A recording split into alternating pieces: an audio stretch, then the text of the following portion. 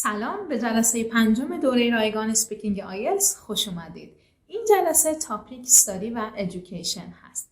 سمپل های مختلف پارت های 1، 2 و 3 اسپیکینگ آیلتس رو راجع به این تاپیک بررسی میکنیم. یک کوچولو هم روی وکابولری تمرکز میکنیم.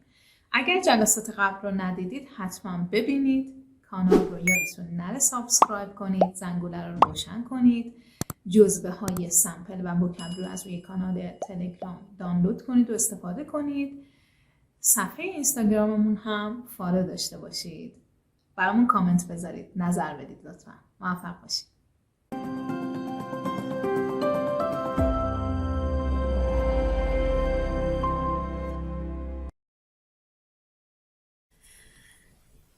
سلام. خب وارد جلسه پنجم شدید. امیدوارم که تا اینجای کورس رو دیده باشید. حتما نظراتتون رو بگید. اگه دوست دارید چیزی اضافه بشه به کورسمون بگید حتما. اگه فکر میکنید چیزی اضافه هست و نیاز نیست حتما بگید. راجع به جزوه هایی که تو کانال تلگرام براتون قرار میدم، جزوه سمپل و جزوه وکاب، نظری دارید بگید.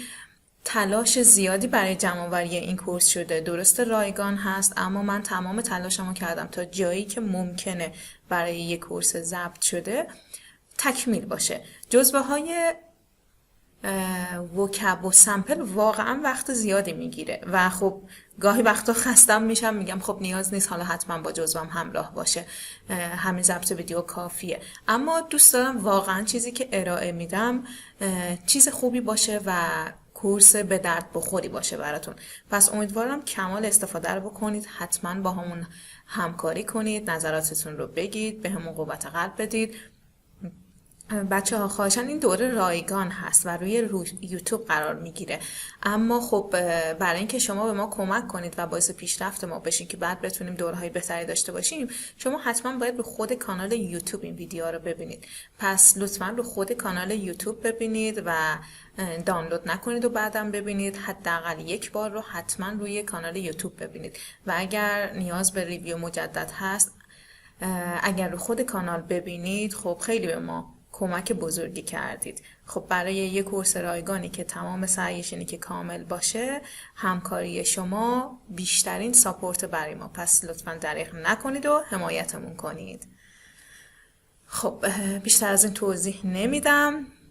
جلسه 4 که راجع به پلیس بود و امیدوارم دیده باشید. کانال رو حتما سابسکرایب کنید و به دوستانتون معرفی کنید و به اشتراک بذارید تا واقعا حمایت بشیم و بتونیم ادامه بدیم. بریم سراغ جلسه پنجم که استادی و ادویکیشن هست. تو این جلسه من بیشتر به بررسی سمپل ها پرداختم. سمپل های هر سه پارت 1 و 2 و 3.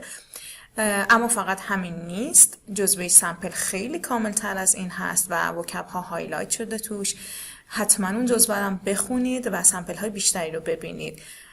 و بازم تاکید میکنم هر تاپیکی که میبینید چه توی سمپل ها چه توی جلسه، البته این سمپل هایی که اینجا بررسی میشه اکثرشون توی جزوه سمپل هم هست، حتما قبلش، حالا اگه ویدیو رو میبینید پاز بزنید، اگه جزوه رو نگاه میکنید اول سوال رو بخونید، خودتون راجبش فکر کنید، بنویسید و بعد از اینکه سمپل ها رو خوندید فقط سعی کنید سمپل خودتون رو ارتقا بدید. یعنی از کلمات و جملات و لینکرهای توی سمپل ها استفاده کنید و توی جزوه وکابولری مثال های وکابولری هم گاهی به دردتون میخوره. مثال های جزوه وکابولری از اینها استفاده کنید و جملات خودتون رو ارتقا بدید که نچرال تر باشه و راحت تر بتونید خودتون حفظش کنید و یادش بگیرید. نه اینکه صرفا فقط به سمپل ها رو بخونید و ببینید شما دارید سمپل میخونید ولی سمپل خوندن خیلی متفاوته. این که شما از اول بشینید سر سمپل ها و سعی کنید جزوات سمپل ها رو بخونید و حفظ کنید، خیلی سخت میشه اسپیکینگ شما نچرال بشه. و حالا اگر برای رایتینگ هم بعضی جملات رو استفاده میکنید همینطور.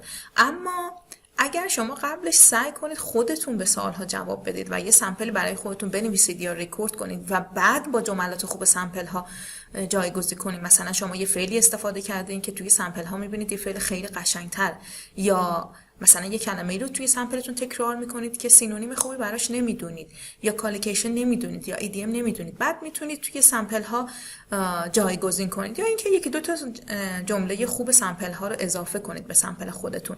این خیلی کاربردی تر هست از اینکه بیاید صرفا جملات سمپل ها رو فقط کپی کنید. پس بذارید سمپل ها براتون کاربردی باشه. ما این سمپل ها رو نیاوردیم، من این سمپل ها رو جمع آوری نکردم که صرفا شما حفظشون کنید، میخوایم ازشون چیز یاد بگیریم.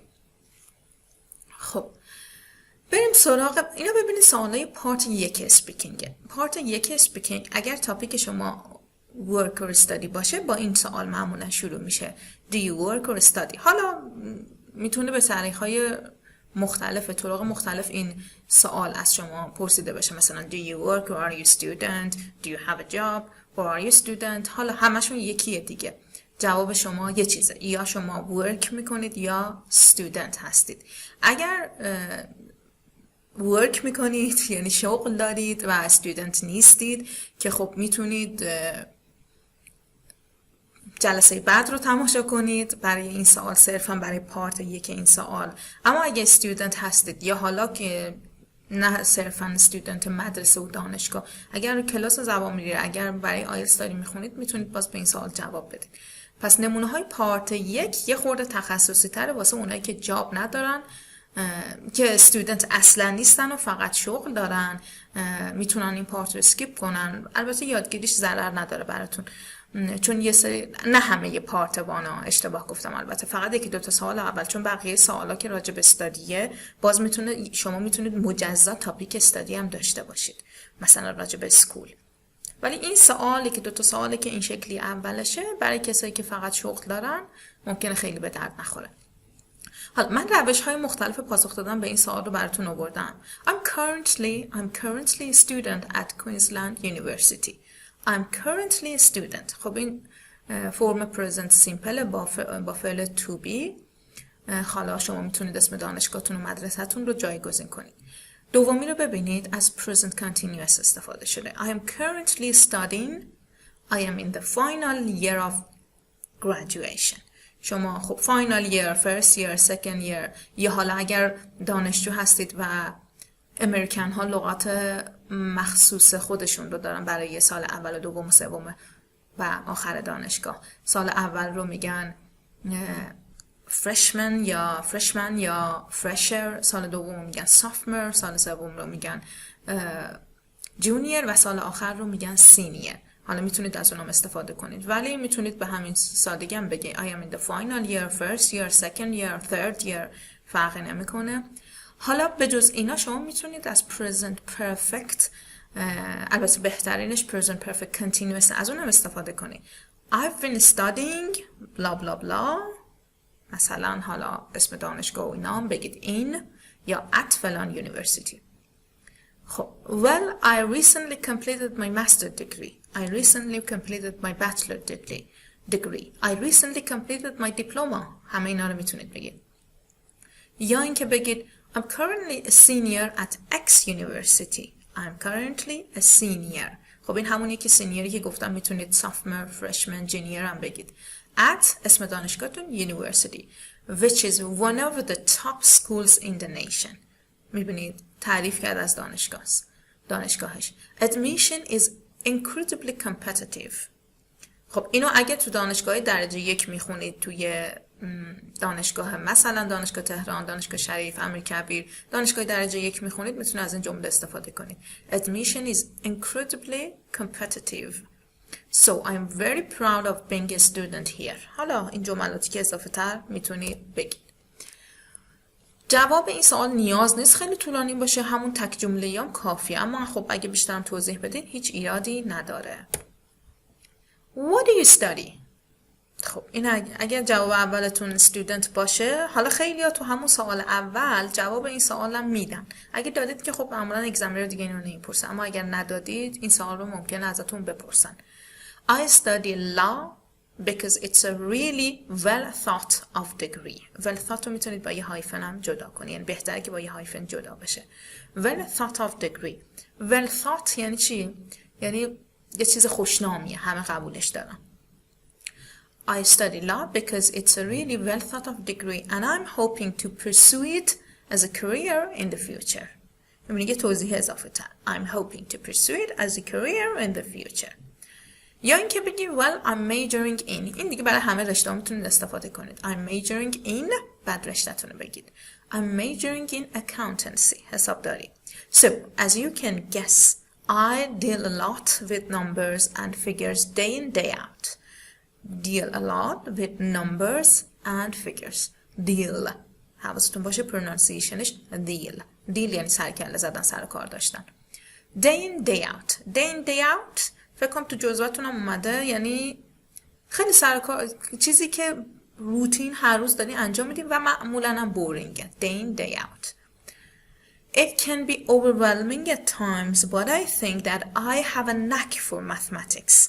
Have a knack for something یعنی استعداد چیزی رو داشتن. میتونید از talent هم استفاده کنید. I am talented, I'm gifted. ولی خب این هم یه روش دیگه است که بگین I have a knack for mathematics and calculation so it's okay. میبینید به جای اینکه فقط بگه که مثلا I study accountancy که خب یه جواب چاریه، یه جواب خیلی قشنگتر و کاملتر داد. I'm majoring in accountancy و بقیه ماجرا. حالا شما حتما لطفاً اگر استودنت هستید جواب این رو بنویسید. حالا اگر استودنت نیستید و تموم شده شغلم ندارید میتونید اینم بگید که حالا گریجویت شدید، رشته‌تون رو بگید، راجع به رشته‌تون صحبت کنید یا دانشگاهتون. Which is the most difficult part of your subject or of your study؟ خب اینم چه حالا دانش آموز باشید یا دانشجو باشید، این سوال هم خیلی احتمالی زیاده که ازتون پرسیده بشه. دو تا روش مختلف براتون آوردم. You have to remember lots of این برای نفر اول بود که لا خونده بود، حقوق میخوند. You have to remember lots of legislation and cases and not only remember their names but also how they affect each part of the law and how they interact with each other. خب راجع به شغلش توضیح داد دیگه، راجع به رشته تحصیلش که حقوقه، اینکه این همه قانون legislation and case ها رو بخواد remember کنه و ارتباطشون رو بفهمه و چطور با هم ارتباط دارن سخته. حالا شما راجع به رشته خودتون هر چیزی که سخت‌ترینه به نظرتون رو بگید.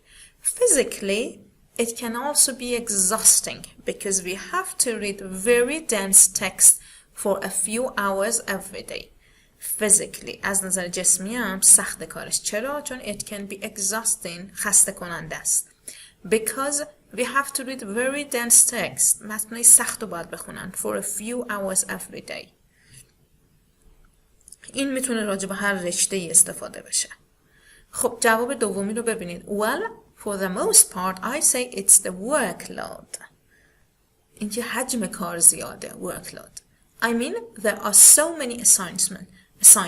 ببین من یه سری وکب رو براتون هایلایت کردم که تو سمپل‌های بعدی هم هی میبینید پارت 1 و 2 3 هایلایت شده. میخوام اینو از قصد این کار کردم که ببینید چقدر بعضی کلمات تکرار میشه. خب اینا کلید واژه‌های مخصوص این تاپیکن، یعنی آن تاپیک وکابولری در واقع. مثل همین اساینمنت، مثل همین ددلاین، اینا کلماتی هستن که خیلی تکرار میشن توی این تاپیک. تو سمپل‌های مختلف میبینید، تو سمپل‌هایی هم که تو جزوه سمپل هست میبینیدشون.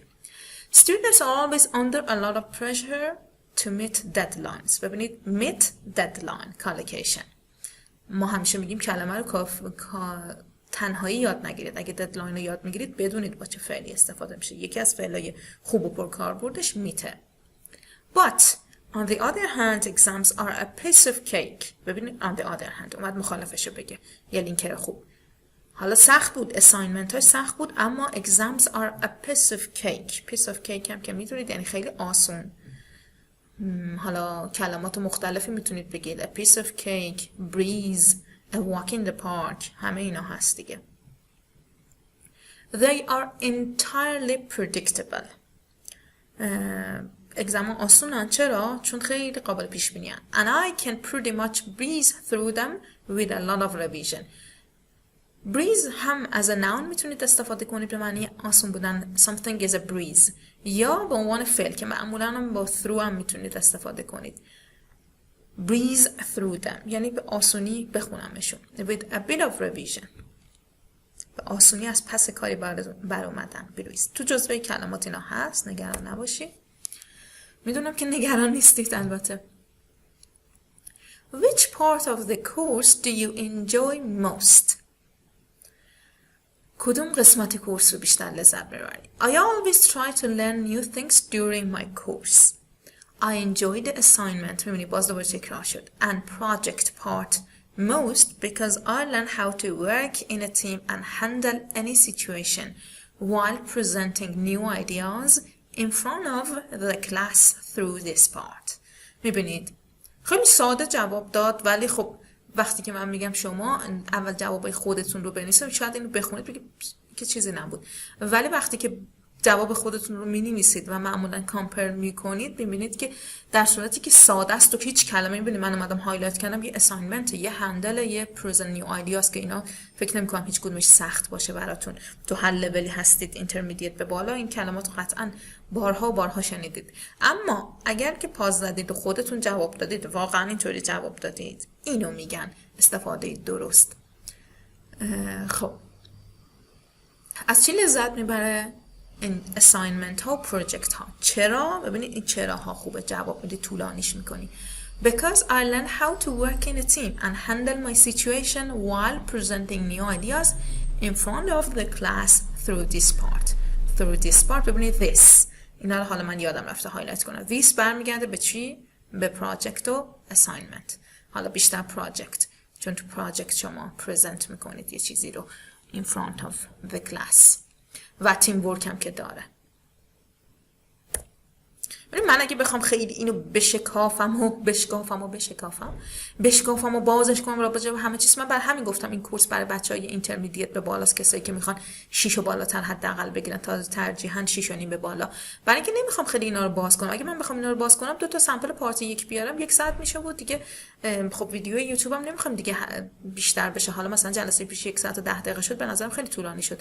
ازشون میگذرم، به خودتون میسپارم که روش کار کنید دیگه، که بتونید بیشتر بررسی کنیم. وگرنه من بخوام بیام اینا رو تک تک میشه چیزی که برای 5 و 6 بیشتر مناسبه، نه برای 6 و نیم به بالا. Why did you choose to study that? چرا این میجر رو میخونی؟ ببینید 3 تا جواب مختلف. I select math or computer. حالا شما رشته خودتون رو جایگزین کنید. For further studies because I like this subject very much and it has enormous scope in various fields in future. خب این راجع به رشتهش این بود که اولا که دوستش داره، بعد از اینکه این رشته مثل ماثماتیکس یا کامپیوتر، مخصوصا کامپیوتر، اسکوپ بالایی داره، خیلی میتونه دستش بازه تو کار کردن، تو انتخاب رشته various field. 1000 تا رشته مختلف هست برای کامپیوتر، پس دستش بازه. enormous scope.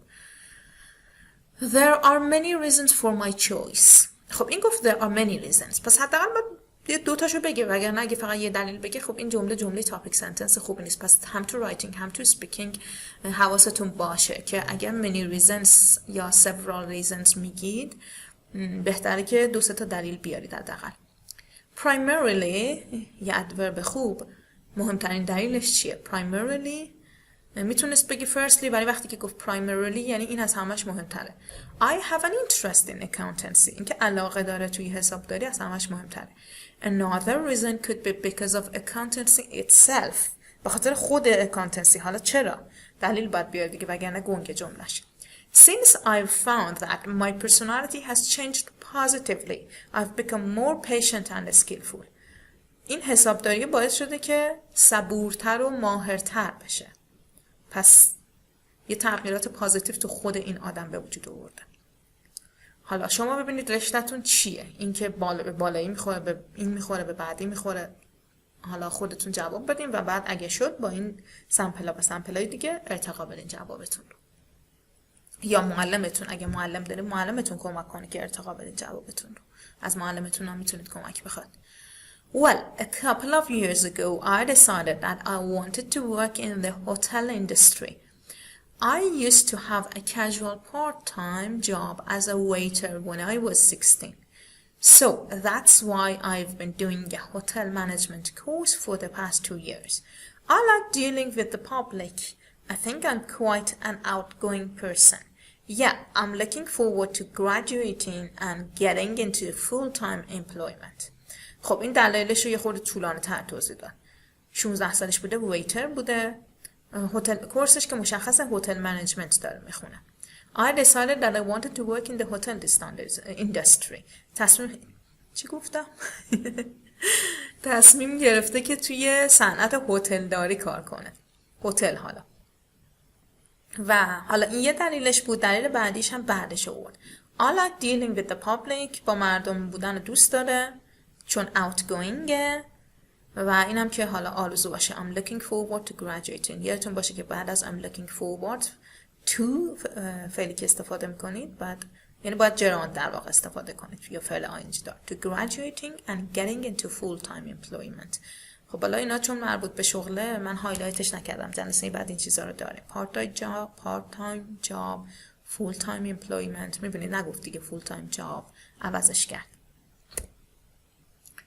خب حالا این یه سری دیگه سوالای دیگه است راجع به مثلا اگه تاپیک سکول داشتید حالا سعی کنید سوالا رو جواب بدید. اگه بلد نیستید سمپل راجبش سرچ کنید و جواب بدید. من دیگه حالا رو این وقت نمیذارم. یه اسکرین شات میتونید بگیرید و خودتون جواب بدید. خب بریم یه سری وکابلری هم میخواستم یه سری وکابلری تو کانتکست یاد بگیرم که بریم چطوری میشه وکابلری یاد گرفت تو تمرینات کتابای خوب. کتاب مثلا وکابلری فور آیلتس، کتاب حالا این یکی رو یادم نیست ایمپروو بود یا کمپلیت، ولی خب گفتم بهتون من کتاب‌های مختلف رو زیر رو می‌کنم راجع به همون تاپیک. تمرینا و پارتای به درد بخورش رو براتون میارم که حالا نه خیلی ساده است نه خیلی حالا سخته و میدونم به دردتون میخوره. این حالا یه تمرین وکاب بود. Requirements, analysis, criteria, dissertation استرسی لابد دومه، essay, evaluation, module, paper, portfolio و program. این جملات A to I رو باید با این کلمات کامل کنید. خب لطفاً حتما من وقت ویدیو رو نمیخوام بگیرم ولی شما حتما پاز بزنید و سعی کنید جواب بدید. یه تستی هم از خودتونه دیگه، ببینید وکابلریتون چقدر خوبه، چون این کلمات به خودی خود کلمات خیلی سخت نیستن، شاید بیشترشون رو بدونید اما ببینید میتونید توی جای خالی جایگزین کنید یا نه و کالوکیشن های کنارش رو یاد بگیرید. حالا بعضیش من هایلایت کردم خیلی به دردتون میخوره. حالا اینم جواب هست. In order to study photography you have to fulfill the course requirements. ببین fulfill the course requirements خیلی قشنگه. meet the requirements هم میتونید بگید. which include a foundation qualification in art. Many people fail at medicine due to یا همون because of the difficulty of meeting the assessment criteria. ببین meet the criteria. خیلی از مردم نمیتونن مدیسن بخونن چون نمیتونن از پس حالا امتحان و اسسمنتش بر بیان، یعنی آزمونی که ازشون گرفته میشه یا حالا آزموناشون نمیتونن. Most mature students enroll on a part-time program. ببین enroll on a course یا enroll on a program. حالا اینجا صفت part-time هم گذاشته. نکته راجع به پروگرام، این اسپل بریتیشه. امریکن ها با یه دونه ام میذارن و ای هم نمیذارن. اما حواستون باشه اگر پروگرام این بریتیشه، یعنی اگر امریکن مینویسی که خب همیشه پروگرام تنها ام ای آخر رو نداره. اما اگر اسپلینگ بریتیش هم استفاده میکنید حواستون باشه که اگر پروگرام به عنوان برنامه نویسی دارید ازش استفاده میکنید یعنی معنی اونو میده، چون میدونید که پروگرام معنی های مختلف داره. بجز اون معنی بریتیش ها این شکلی اسپلش میکنن. اما اگر معنی برنامه های کامپیوتری و برنامه نویسی داره حتی بریتیش هم اون ام ای آخرش رو نمیذارن. این نکته اسپلینگ پروگرام بود.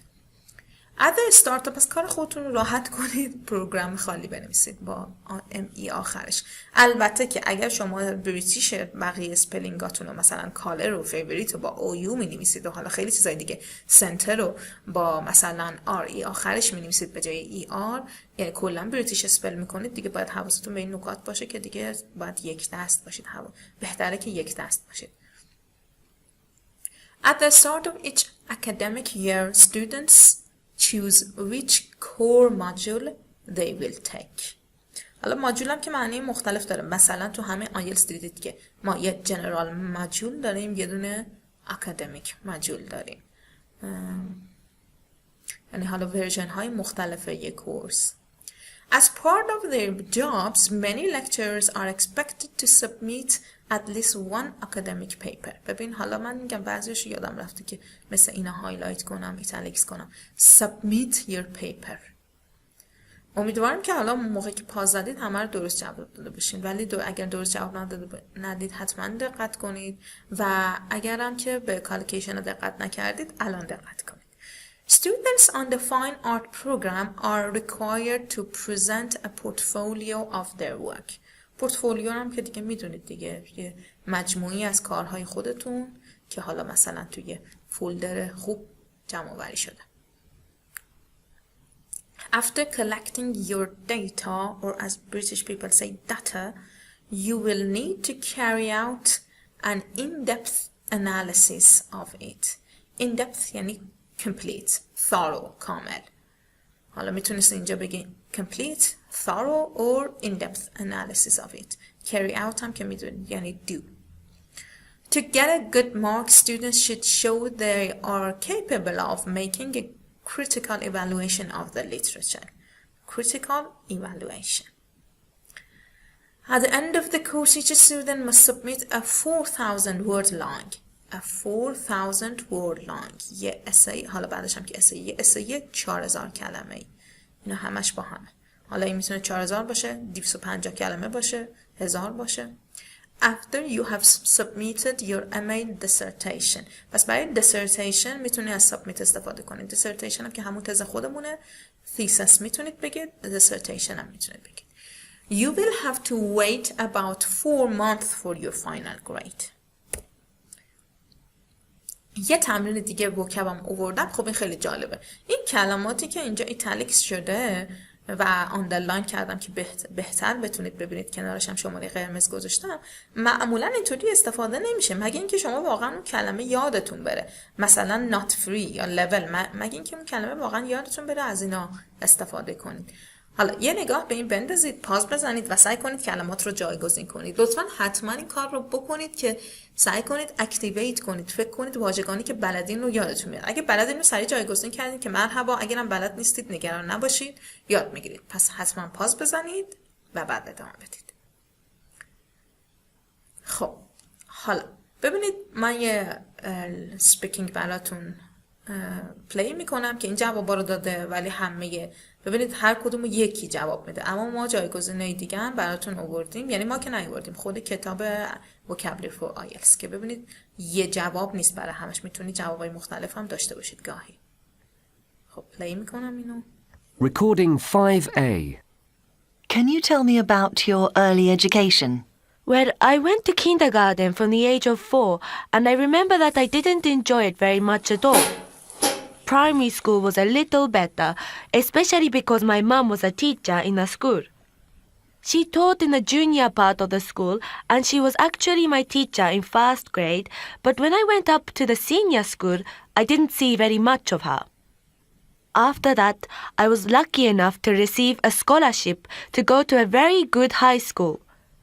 My parents couldn't have afforded to send me to a private school, so it was a really great opportunity for me. It was a single-sex school, so there were no boys.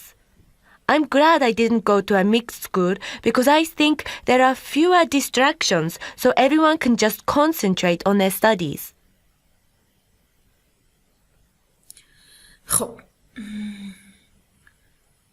چند تا جواباتون درست بود. امیدوارم که همه رو درست جواب داده باشین، یعنی حداقل یکی از این آپشن‌ها رو انتخاب کرده باشین. خب اولی که کیندرگارتن اینجا نوشتیم، کیندرگاردن هم میگن، یعنی این تی میتونه دی باشه، و نرسری هم میگن. خب حالا این مهد کودک، نرسری هم اسکولایی که میرن بچه‌ها از بچگی، یا حتی اونایی که میرن شب و میخوابن اونجا، اونام هست. پرایمری، elementary جفتش میتونه باشه، جونیور اسکول و به جای level grade senior school، scholarship یا grant، high school or secondary school، private یا public. اینو امریکن ها میگن private school دیگه، امریکانا، اینو حواستون باشه، امریکانا میگن امریکن استرالیا، اینا میگه اسکاتلند، به مدارس خصوصی حالا غیر انتفاعی خودمون میگن پرایوت، به مدارس دولتی میگن پابلیک اسکول. اما بریتیش ها فرق میکنه قضیهشون تو انگلیس. بریتیش ها برعکسن. خب خیلی هم عجیبه که چرا به مدارس غیر انتفاعیشون میگن پابلیک، ولی خب به مدارس غیر انتفاعیشون میگن پابلیک اسکول، به مدارس دولتیشون که شهری پرداخت نمیشه میگن استیت اسکول. خب پس اینو حواستون باشه. اگه یه جایی دیدین پابلیک اسکول و متن بریتیش بود تعجب نکنید، بدون اونجا منظورش مدارس خصوصیه غیر انتفاعیه. خب it was a single sex school یا mixed school. حالا co-education هم میگن. یه نکته استرسی هم از کتاب ایمپروو اگه اشتباه نکنم، اینم حالا جا داشت که بگم، شاید خیلیاتون بدونید اما خب بازم ضرر نداره گفتنش. ما معمولا وقتی که میخوایم سنتنس استرس بگیم کلماتی رو استرس میگیم که میگیم بار معنای جدید به جمله اضافه میکنه. مثل چی؟ مثل ناونا، ادجکتیوا، وربا. حالا معمولا این میزانم هی میره بالا. یعنی اگه جمله فقط ناون داشته باشه با فعل، خب ناون و وربش، ناون و فارسی انگلیسی میگم فعل و فارسی. اگه اسم و فعل داشته باشه اسم و فعل. حالا اگه ادجکتیو به اون اسم استفاده بشه بار استرس رو بیشتر ادجکتیو میگیره. اگه ادورب استفاده بشه دوباره میره رو ادورب. یعنی هر چیزی که به جمله اطلاعات جدیدتر و بیشتر اضافه میکنه اون استرس میگیره. اما در حالت کلی میدونیم که nouns, adjectives, verbs, adverbs اینا استرس میگیرن و کلماتی مثل auxiliary verba، مثل مودالا، مثل آرتیکلا، اون، مثل حرف اضافه، حروف اضافه، preposition، اینا معمولا استرس نمیگیره مگر در موارد خاص که این موارد خاص هم گوینده مشخص میکنه. ببین اینجا هم حالا توضیحش هست. However, other words pronoun هم یادم رفت. Pronouns, contractions، حالا etc هم که من بهتون گفتم که چیا هستن. Can be stressed. اونا میتونن استرس بگیرن if they are important to your message. اگه واسه مسیج شما مهمن. حالا یه مثال اینجا ببینید. این رو اول سعی کنید پاز بزنید و خودتون سعی کنید استرس رو مشخص کنید و بعد از اون میتونید گوش بدید و ببینید چه کلماتی استرس گذاشته شد. Unit 1. Pronunciation. Exercise 1. 1. A couple of years ago, I decided that I wanted to work in the hotel industry. 2. So that's why I've been doing a hotel management course for the past 2 years. 3.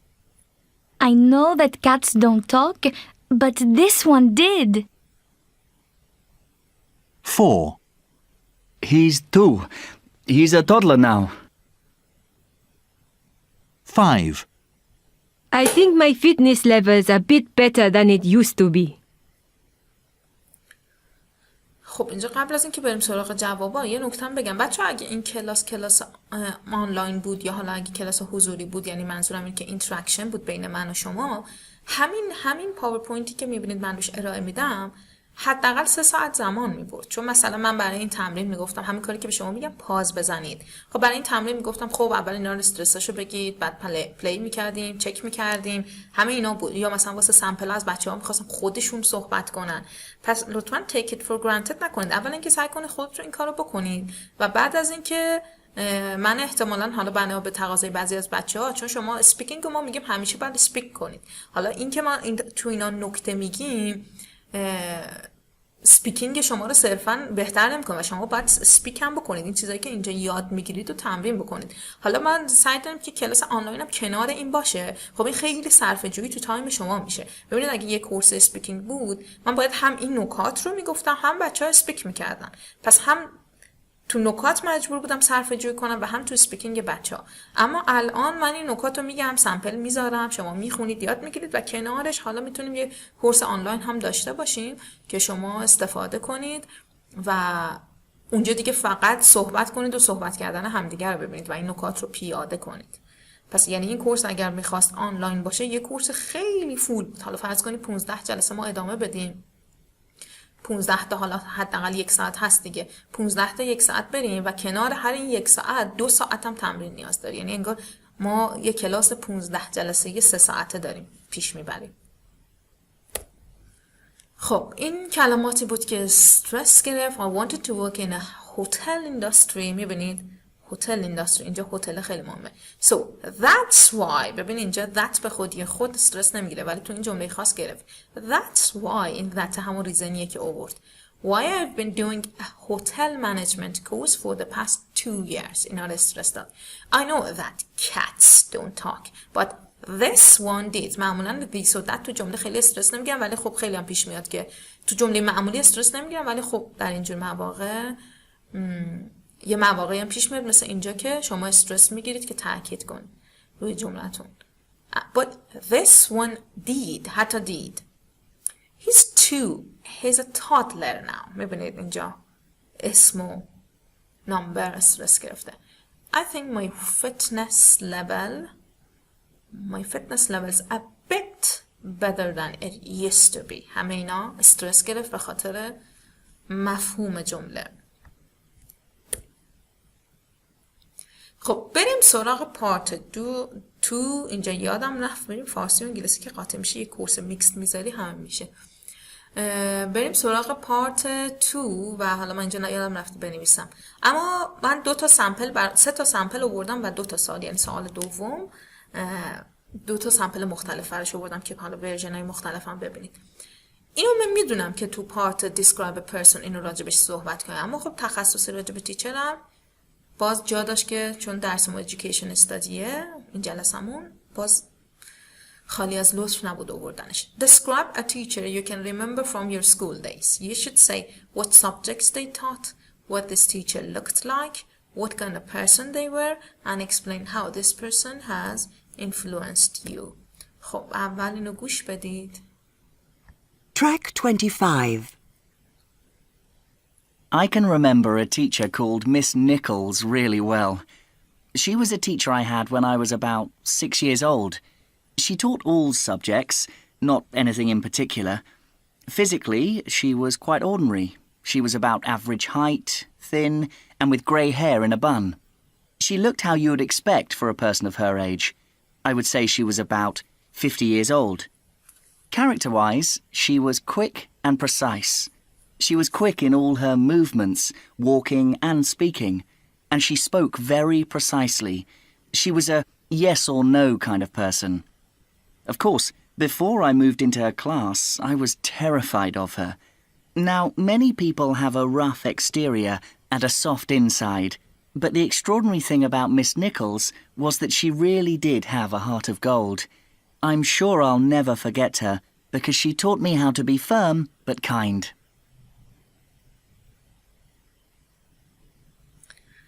خب حالا بریم سمپل رو ببینیم. I can remember a teacher called Miss Nicholas really well. She was a teacher I had when I was about 6 years old. She taught all subjects. ببینید introductionش نداشت. کلن که حالا این سمپل ها کوتاه تره ولی خب مثلا یه قسمتش اینه که introduction نداشت خیلی. She taught all subjects, not anything in particular. Physically ببین رفت سراغ appearanceش با physically نشون داد. She was quite ordinary. She was about average height, thin, and with grey hair in a bun. She looked how you would expect for a person of her age. I would say she was about 50 years old. Character-wise, حالا رفت سراغ personalityش. She was quick and precise. She was quick in all her movements, walking and speaking. And she spoke very precisely. She was a yes or no kind of person. یه صفت حالا من درآوردی که خب ولی هستش. A yes or no kind of person. Of course, before I moved into her class, I was terrified of her. Now many people have a rough exterior and a soft inside. این خیلی قشنگ بود. A rough exterior and a soft inside. دیگه میدونید مفهومش چیه دیگه. بعضی ظاهرشون خشن اما قلب مهربونی دارن. But the extraordinary thing about Miss Nicholas was that she really did have a heart of gold. اینم دوباره idiomatic expression. Have a heart of gold. قلبش از طلا بود. یعنی خیلی قلب مهربونی داشت. I'm sure I'll never forget her because she taught me how to be firm but kind. خب یه جواب ساده قشنگ بود. حالا کوتاه بود. 1 دقیقه بیشتر نبود. برای اینکه 2 دقیقه‌اش کامل بشه باید بیشتر توضیح داده بشه. خب من از این استفاده کردم که یه نکتم بهتون بگم. Match each phrase in the list to one of the functions. ببینید صحبت کردن فانکشن های مختلف داره. الان فانکشن هایی که این آدم تو همین 1 دقیقه و چند تا جمله استفاده کرد: introduce your choice, explain the reason for your choice, describe physical feature و describe character. این عبارت ها رو ببینید و لطفاً پاز بزنید و مچشون کنید که هر کدوم از این عبارت ها کدوم یکی از این فانکشن ها رو داشت. خب امیدوارم پاز زده باشید و انجام داده باشید. از این تمرینات نگذرید لطفاً. نذارید صرفاً دیدن ویدیو باشه چون تأثیرش خیلی متفاوته. یاد میگیرید. بذارید بیشتر اینگیجد بشید. خب حالا اینم که انجام شده است. انجام شده تکلیف. I can remember فلانی really well. داری میگی که اصلا کی هست. Explaining the reason for your choice. The جای خالی I've chosen is. و جای خالی taught me was that. I'll never forget him or her because. Physical features هم که مشخص بود. Physically he or she was. He or she looked. و character wise هم in terms of personality. Character wise he or she was. خب بریم سراغ تاپیک دوم. بازم میگم من مجبورم سریعتر عبور کنم که باز بتونیم بیشتر کار کنیم. درسته که من هیچ وقت سعی میکنم کیفیت رو فدای کمیت نکنم، اما خب یکی از دلایلی که بازم میگم کورس برای یک کم پیشرفته تر است که ما نخوایم تک به تک کلمات و اینا رو، یعنی تو هیچ کورس این اتفاق نمیفته. اگر شما واقعا نیاز داشته باشین که تک به تک این کلمات براتون باز بشه، پس اول قطعا باید جنرالتون رو تقویت کنید. Describe a subject you enjoy studying in school. You should say when and where you started studying it, what lessons were like, what made the subject different from other subjects, and explain why you enjoyed the subject. لطفاً همینجا پاز بزنید، برید سعی کنید 1 دقیقه فکر کنید به تاپیک و 2 دقیقه ضبط کنید صدای خودتون رو و بعد بیاید یا بنویسید و بعد بیاید با سمپل مقایسه کنید. The subject I'd like to describe is world history. خب مثل من تاریخ دوست داره. It was a subject taught in high school. About 1 hour is allotted every day. Allotted همون allocated یعنی تخصیص داده، اختصاص داده شده. Every day to learn about significant historical events. For some of my classmates it was a boring subject but I enjoyed it a lot. ببین یه مقایسه هم بین کلاسمیتاش کرد. I remember that our teacher distributed a syllabus on our first meeting which served as a guide. یه جزوه بهشون داده. یه سیلابس بهشون داده. جزوه که پمفلت میشه. On the topic that will be discussed each week. خب اگه کتاب کار کنی خود کتاب کانتنت داره، اولش دیگه میگه که سیلابس چی هست، ولی خب اگر جور دیگه باشه سیلابس میده خود استاد یا معلم. We were assigned to read several books. We were assigned. میبینید کلمه assignments رو ما داشتیم، حالا اینجا از فعلش استفاده شده. We were assigned to read several کتابای مختلفی رو براشون assign کرده، گفته بوده اینا رو بخونید. And other reading materials. We talked about famous people. چقدر سخت، خودشون با چندین تا کتاب و other reading materials میخوندن ولی جالب بود. We talked about famous people from warriors to philosophers to artists. warrior که میدونید یعنی مثلا قهرمانان جنگی، philosopher هم که فیلسوف و اینا رو میدونید. We discussed the wars that happened in the past. We also talked about religion, traditions and customs of the people during the ancient time. این خیلی کلمه نداره، حتی اونایی هم که من هایلایت کردم حالا شاید مثلا a lot براتون جدید باشه، شاید قبلا allocated استفاده میکردید ولی کلا خیلی جدید نیست ولی سمپل خوبیه. As a subject, it required us to memorize a lot, which was a disadvantage for me. جمله بندی خیلی قشنگه. یادتونه تو بحث وکابلری جلسه اول بهتون گفتم که آن تاپیک وکابلری یا less common vocabulary اون نیست که خیلی عجیب غریب قولون به سلم باشه، اینه که شما چیزایی رو استفاده کنید که وقتی که معمولا از یه لرنر نمیشنوید. ببینید شما ریکوایر رو میدونید، ممورایز رو میدونید ولی چند تاتون این عبارت رو استفاده میکنید. As a subject it required us to memorize a lot. مثلا اغلب آدما چطوری میگن؟ اغلب آدما میگن we had to memorize a lot. خب فرق آدمی که اینو میگه 7 به بالا برای چی less common vocabulary از 7 اومده و تا 9 ادامه داره؟ چون فرقش همینه که شما مثل بقیه لرنرها که طبیعی میگن we had to memorize a lot، مثلا میگه as a subject it required us to memorize a lot which was a disadvantage for me. به جایی که which was very difficult گفت which was a disadvantage for me and my classmates at that time because it consumed much of our time. خب به جایی که بگه we spent a lot of time میگه consumed much of our time. اینه فرقه. حالا هم تو speaking هم تو writing کسایی که 7 به بالا میشن. Nevertheless برای لینکریه که تضاد رو بیان میکنه. History really intrigues me. یعنی when something intrigues you, you are interested in it because it is different, because it is mysterious. I am always curious about how humans lived in the past. I have always been interested to look into how history turned us into present generation. It fascinates me. خیلی جملات خوب میتونید از این در بیارید. امیدوارم که حتما اسکرین شات بگیرید و روش کار کنید. البته که نیاز به اسکرین شات نیست، توی جزوه سمپل هستش. همین تاپیک رو ببینیم یه شخص دیگه چطوری جواب داده. To be honest, I found school pretty challenging for a number of reasons. We moved house quite often back then, اون زمان.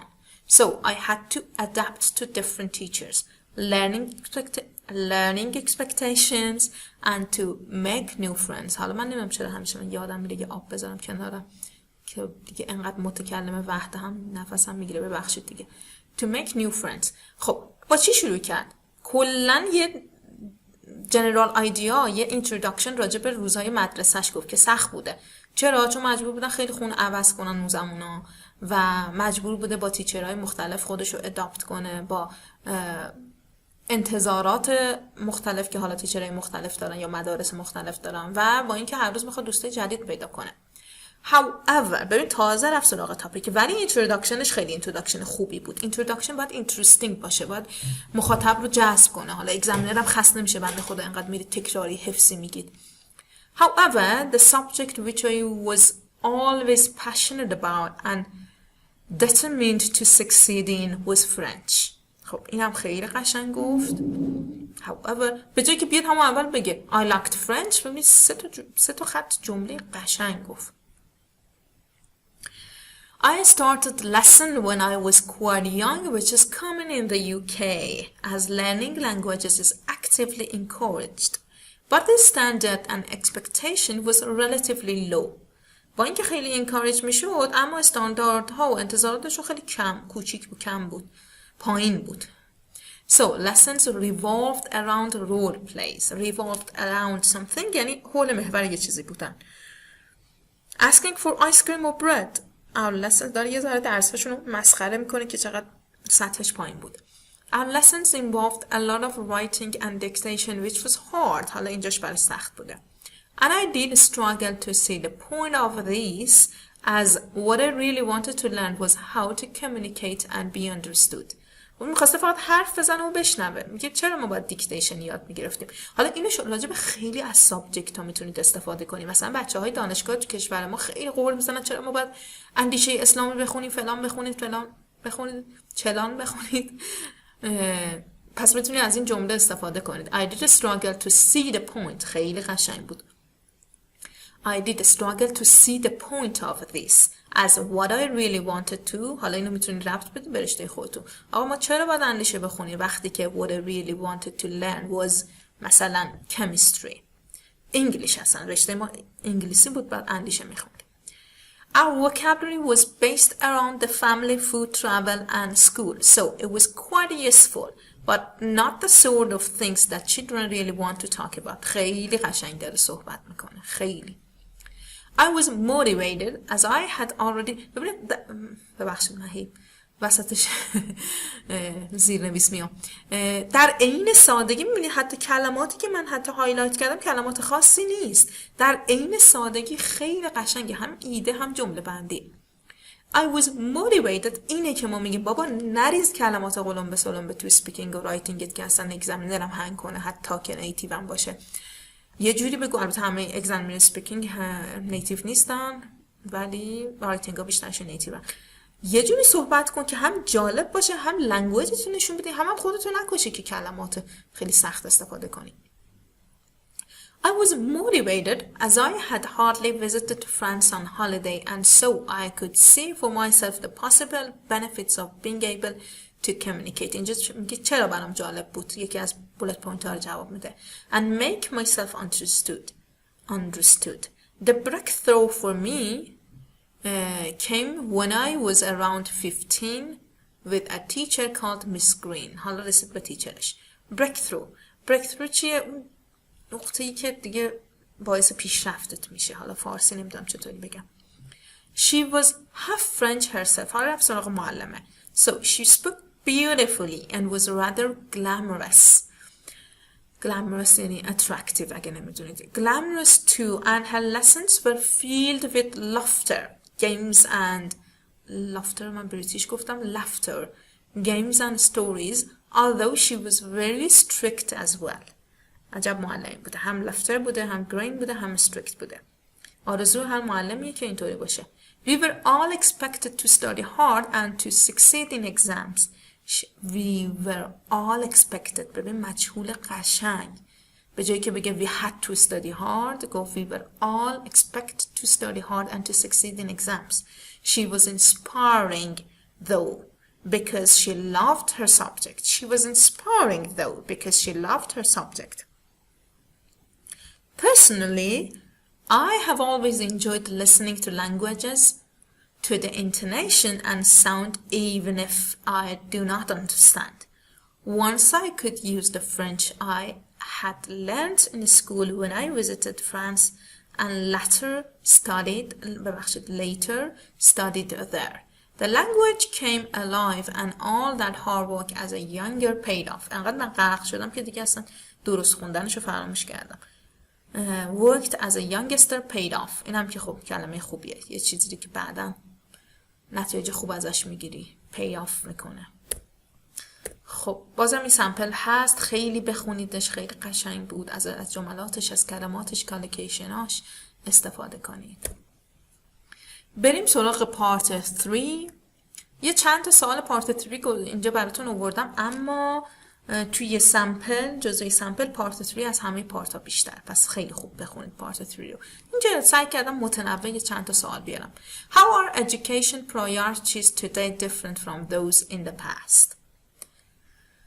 خب اولویت های آموزش چه فرقی؟ حالا پست اینستاگرامون رو نمیدونم دیدید یا نه که من یه پست راجع به این دارم که انواع سوالای پارت 3 یکیش اینه که تفاوت ها رو مقایسه هستش. خب این از اون نوع سوالاست. مقایسه میکنه که اولویت های آموزش رو الان فرقش با گذشته.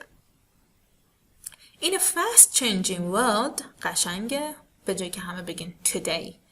We are in today in a fast changing world. We are in today. Education priorities have transformed. سوال بود changed، اینجا گفت transformed. سوال نبود change. change من اینجا دیدم، ببخشید. As well. In our current society, education opens more opportunities for a wider skill set that were not offered in the past. یکی از تفاوتاش چیه؟ اینه که in current society, education opens more opportunity for a wider skill set. خیلی وسیع تر شده. داریم میبینی که رشته‌هایی که الان داریم چقدر زیادتر از قبله.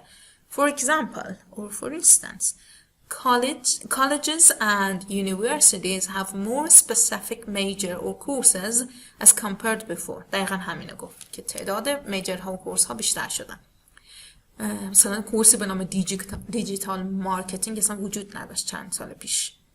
Education یا خیلی رشته‌های دیگه. Education has also involved the use of the modern technologies such as computers and other gadgets that were not present in the past. خب این دو تا ایده آورد، این که تعداد کورس‌ها بیشتر شده و تکنولوژی. حالا هم میتونه بیشتر بست بدیم همینا رو، هم میتونه بیشتر ایده بدیم. ولی خب حالا بدم نبود، کافی بود.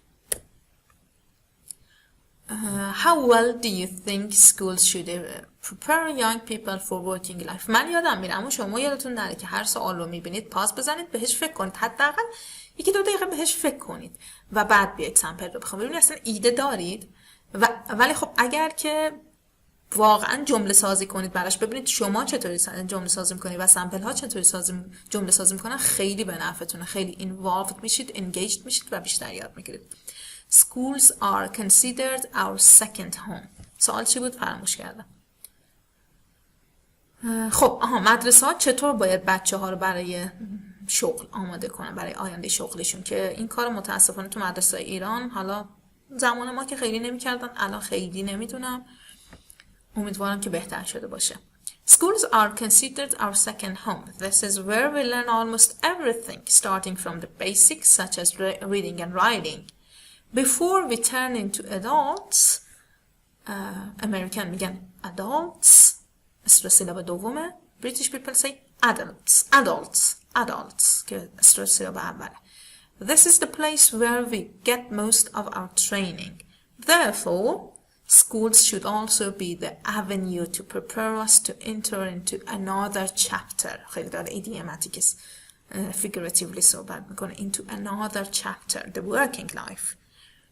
Schools must extend its training by educating and guiding the young people to their future career. این بیشتر خیلی جواب نداشت بده، ولی جوابه حالا حداقل تا 7 تا 8 مهم اینه که بتونی لنگویج تو خوب نشون بدی. جوابش کوتاه بود، از اینجا به بعد دیگه جوابش بود دیگه، اما تونست جواب بده و لنگویج بده، اینتروداکشن بره که حالا اینی که ایده نداره رو یه ذره قایم کنه. شما میتونید از این تکنیک ها استفاده کنید، اما توصیه‌ام اینه که قبل از اینکه مجبور بشید از این کارا بکنید سر آزمون، حالا اینا رو تمرین کنید، سعی کنید ایده پردازیتون رو تقویت کنید با خوندن زیاد.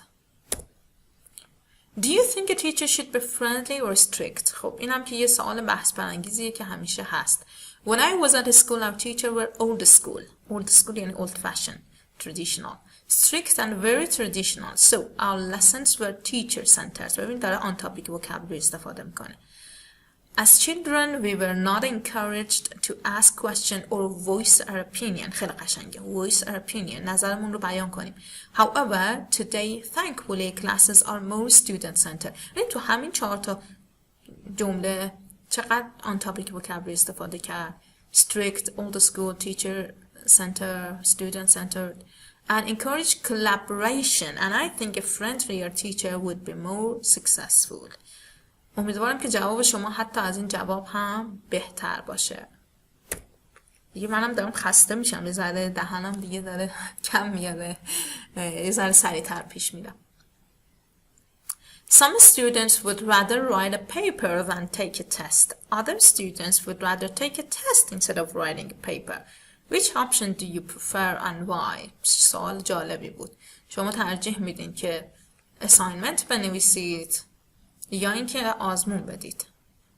I think قطعاً که اگر سیستم کپی پیست ایرانی از بین بره که همه چی رو میدن، البته همون هم یه ذره کمک میکنه، به هر حال باید برم مقاله بخونم، اما قطعاً هم ولی بهتر به نظر من. I myself like to write a paper. خب گوینده این سمپل هم نظره. I think it is easier. First of all, you have got a lot of time. البته که این به نظر من easier نیست. You are not under. مثلا من اگه بودم گفتم although it is more difficult, it is مثلا better for you. حالا ادامه میدم. You are not under pressure. For example, there is no deadline. کی میگه there is no deadline؟ حالا تو سیستم اینا این شکلیه. 1 month deadline or 2 month deadline and you can manage your time. منظورش اینه که طولانیه. یا اینکه بعضی حالا ددلاین ندارن، تا آخر سال میتونن پروژهشون رو ارائه بدن، ولی به هر حال ددلاین دیگه، حتی اگه 1 ساله باشه. When you are writing a paper, you have access to different sources. این خوبه. You can go to library and surf the internet. آفرین. You can also ask your professor or your friends to give you some ideas. آفرین. When you are writing a paper, you come to study a lot of things and you learn many things. خوبه. But if you are going to take a test, you have to cram for the text. این cram هم توی جزوه سمپل زیاد میبینید. کاری که ما ایرانی ها زیاد انجامش میدیم. شب امتحان یه عالمه باید بخونیم چون در طول ترم نمیخونیم. And just study the part that is necessary for exam. You just try to memorize everything for exam and later you forget all about it. You have to wade through lots of materials that that اضافه است. You're not interested in. Wade through something and براتون نوشتم. To read or deal with a lot of boring papers or read and work. این خیلی خوب بود جوابش. اولا که موضوعش مشخص بود، سریع سوال رو جواب داد که خب تو پارت 3 این خیلی مهمه، و بعد اینکه هم این ورو گفت، یعنی مثل یه رایتینگ، من بعضی وقتا به شاگردان میگم پارت 3 اسپیکینگ بعضی سوالا مثل رایتینگ تاسک 2 میمونه خودش. هم این ورو دید از خوبیاش گفت، هم از بدیای اون ور گفت. اینم فکر کنم دیگه نه آخریش نیست. هنوز خیلی سمپل. ای بابا معلومه خسته شدن. Some students نه من خسته نیستم. Some students take one line examination at the end of a course. Others have several shorter tests. حالا اینجا اومد written assignment رو با امتحان فاینال مقایسه کرد. اینجا اومده میگه خب یه امتحان فاینال داشتن بهتره یا چند تا کویز داشتن در طول ترم، آزمون داشتن. Which situation do you think is better? I think having several short exams during a course is much better because when you take an exam, you realize your weak and strong points. I agree with him or her. You understand what part you are weak in or what part you are strong in. خب اینو توضیح داد، elaborate کرد. You will get familiar with the format of final exam. And there is another positive point for having several exams that is, if for any reason you miss an exam, you will have another chance to make it up. جبران کنید, make it up.